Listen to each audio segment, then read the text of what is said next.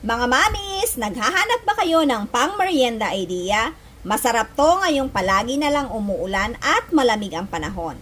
Pwedeng mainit pero pwedeng malamig. Madali din lang hanapin ang mga ingredients. Tara, turo ko sa inyo. Kailangan natin ng 500 grams glutinous rice flour, magdagdag ng tubig paunti-unti.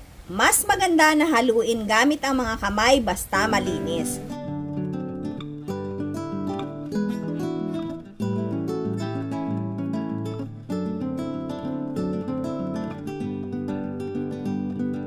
Kapag nahalo na ng mabuti, gumamit ng 1 tablespoon panukat para pantay-pantay ang laki.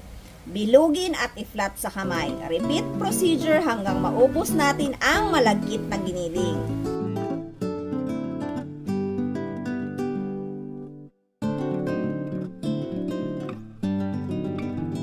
Para sa cream, gumamit ako ng isang malaki at isang maliit na lata ng Jolly Coconut Milk. Pero kung gagamit kayo ng fresh gata, katumbas nito ay nasa 2 and 3/4 cups. Mag-add ng 1 cup water at half can ng kondensada. Haluin at pakuluin lang ito. Kapag kumukulo na, ilagay ang Jolly Cream Corn at isang lata ng Jolly Whole Corn Kernel.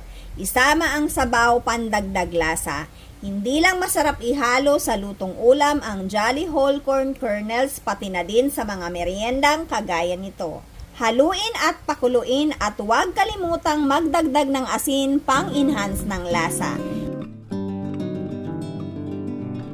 Ilagay pa isa-isa ang mga malagkit na giniling na na-flat. Haluin maya-maya para hindi dikit-dikit.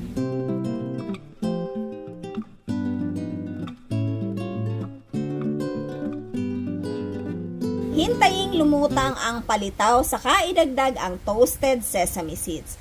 Pwede nyo itong durugin para mas lumabas ang lasa. Haluin lang at luto na yan.